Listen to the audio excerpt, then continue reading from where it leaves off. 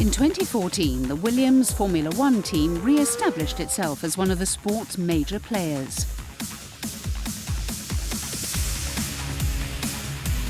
Following a decade in the doldrums and a disastrous 2013 in which they scored just 5 points, Williams Martini Racing returned with a vengeance last season. They claimed 9 podiums, scored 320 points and finished third in the Constructors' Championship, leaving big-name rivals such as Ferrari and McLaren in their wake. Well, 2014 was a fabulous year for Williams. It was very much a resurgence back to the great days, when Williams was a front runner. I took a lot of pleasure from it, particularly the way we developed during the season. We had a good car to start with, but as a team we just grew right through the year, and of course by the end of the season we were really challenging for the race wins. Pat Symonds has worked in Formula One for 35 years and won world titles with both Michael Schumacher and Fernando Alonso. Symonds was appointed Williams' Chief Technical Officer in August 2013, and his experience proved pivotal in reversing the English team's fortunes. I could see that we needed to do a few things to get Williams back to the front.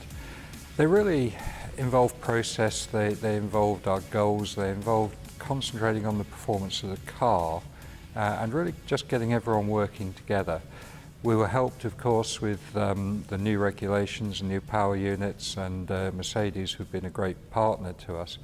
But there was a lot to do back here in Grove, and I think we achieved an awful lot, but we're still growing, and we still expect more to come.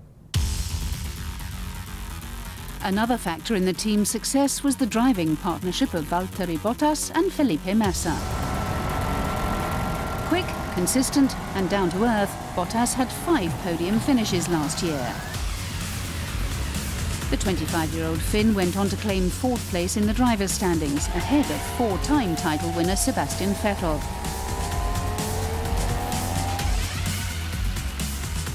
A former World Championship runner-up, Felipe Massa made his Grand Prix debut in 2002 and has won 11 times in 212 races.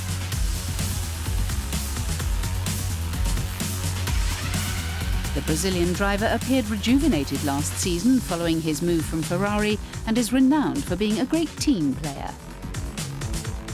Bringing in Felipe Massa, that was a really conscious decision. We wanted to bring in a driver that had the experience that we would then be able to capitalise on, and working with Valtteri, who's a great rising star in our sport.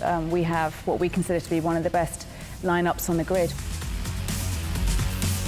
Claire Williams is the daughter of team principal Frank, who established Williams Grand Prix engineering with Patrick Head in 1977.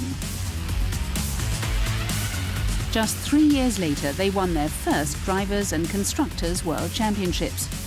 Alan Jones's 1980 triumph was followed by almost 2 decades at the top of Formula One, as drivers such as Nelson Piquet, Alain Prost and Nigel Mansell helped Williams amass 16 world titles.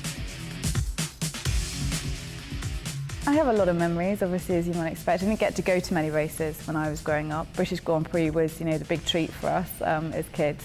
And, so I remember the glory days of Williams, as everyone calls them, in the 90s, when, the likes of Nigel and Nelson Piquet used to drive for us, and going and watching them and really seeing the kind of furore that Williams is a British team created, and at Silverstone it was phenomenal. We'd had Nigel's track invasion, and I was there, and I remember I was only a little kid and thinking, wow, that's what my dad has created, and for me that's really special. I'm so privileged to have grown up in this world, to being a part of this amazing history that Williams has in our sport. After 11 years of working her way up the ranks, Claire became deputy team principal in 2013. She's now one of the most senior women in Formula One, with a central role in the day-to-day running and long-term development of the race team. The gender landscape in our sport is really changing, and perhaps you may not see it on the television, but we've got so many females now working across our organisations, from tyre fitters in the garage to design engineers back at our headquarters. But for me, I never have any kind of issue around operating or being a female operating in what's perceived to be a male-dominated environment. You know, for us in Formula One, you've got to have the best people if you're going to win. So most people don't even think about it. Williams Martini Racing also promoted former development driver Susie Wolff to the role of test driver for 2015. The 32-year-old is now one step closer to becoming the first woman to compete in a Formula One race since Italian Leila Lombardi in 1976. Susie's done a great job for us. She's a great driver, she's quick, and she works hard, and she's really good at the technical feedback as well. So as a package, you know, she ticks the boxes, she knows what she's got to do. But when it comes to females, and when we're going to see a female driver, you know, take to the grid on a Sunday afternoon, you know, it can't come soon enough, in my opinion.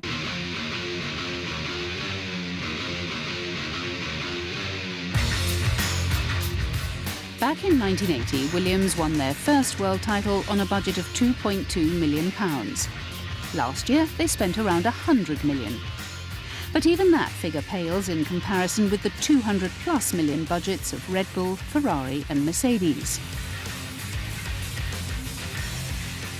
Formula One's spiralling costs and the uneven way in which the sport's £1.1 billion annual revenue is distributed resulted in 2 teams going into administration last season, leaving the grid with only 18 cars, the lowest number for 9 years. If we are to ensure that we have a competitive lineup on our grid and, you know, a strong field of cars, not just 10 cars running around the track, we've got to make sure that we address the issues that teams are facing at the moment around budgets. And we can't have this disparity between some teams racing on 200 million and some teams unable to pull together a £50 million budget. It's not sustainable. It's not a sustainable model for our sport. With Formula One at a crossroads, the onus is on its chief executive Bernie Ecclestone to lead it down the right path.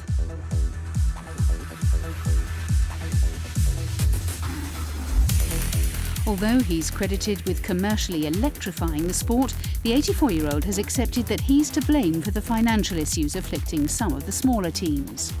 I came into Formula One in 1981, which was really about the time that Bernie Ecclestone really seized control in Formula One. Of course, he'd been involved before that, but he really commercialised it. And so my career in Formula One has grown as his empire has grown. And he's done a fantastic job for the sport. He really has brought it onto a worldwide stage. These days things move on, and you know, Bernie won't be with us forever, but it's going to be very hard to find a replacement for him. The sort of idea of a benign dictator is actually one that works rather well in our sport, and let's hope we can find another one. Last year, Williams proved that if you assemble a talented, highly focused group of people and have the right engine and drivers, it's possible to outperform teams operating on much higher budgets. This season, many observers believe Williams Martini Racing will not only equal 2014's outstanding achievements, they could provide the principal challenge to reigning Formula One champions Mercedes. Williams, you know, it's a big part of my life. It is my family at the end of the day, and I've been on the outside of it, you know, more an outsider looking in really over its successes.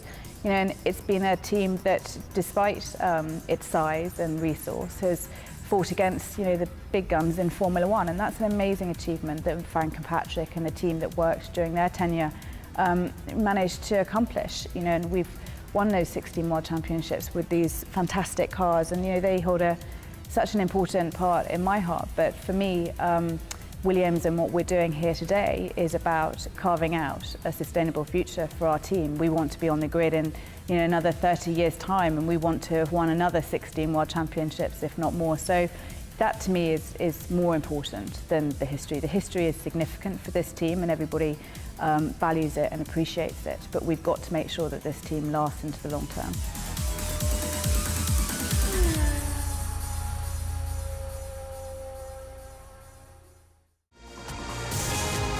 Subscribe now to our YouTube channel for the very best of Trans World Sports.